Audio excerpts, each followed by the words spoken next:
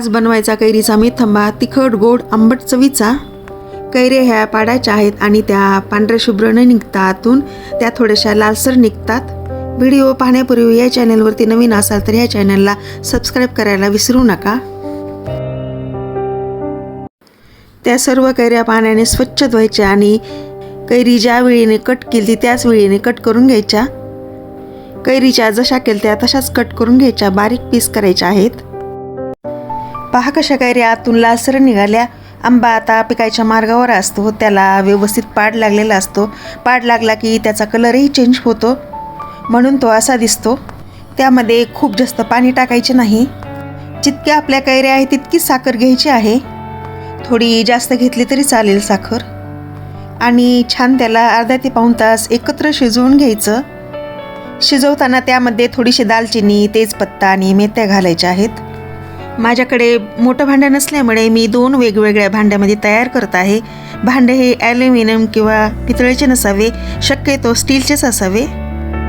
मेथंबा चविष्ट बनवण्यासाठी यामध्ये दालचिनी थोडीशी ॲड करायची आणि तेजपत्ता थोडा घालायचा आहे आणि थोड्याशा मेथ्या पण, कारण मेथंबा नावच मेथंबा आहे, त्याच्याशिवाय पूर्ण होणार नाही। मी थोडं मेथ्या पण ॲड करत आहे।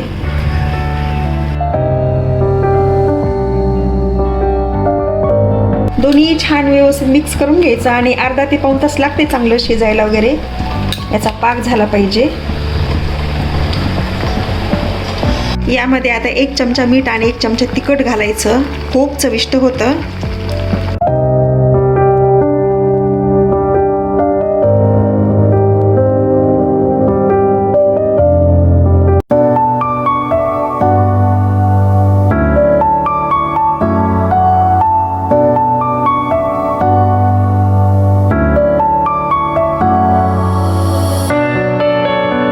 अर्धा ते पाऊण तास झाला आता जवळपास तयार।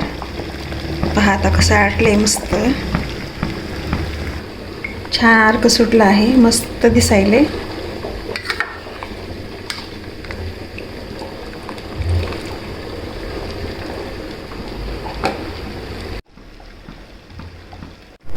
आता गॅस बंद करून टाकायचा आणि खाली उतरून ठेवायचं आहे थंड होण्यासाठी। तुम्ही एकाच भांड्यामध्ये बनवू शकता, कारण माझ्याकडे मोठं नसल्यामुळे मी 2 वेगळे केलेत। झालं जवळपास तयार। तुम्ही चपाती पराठ्यासोबत पण खाऊ शकता। कैरीचा आंबटपणा आणि साखरेचा गोडपणा एकजीव झालाय आणि त्यामध्ये आपण तिखट पण घातले, त्यामुळं खूप चविष्ट लागते।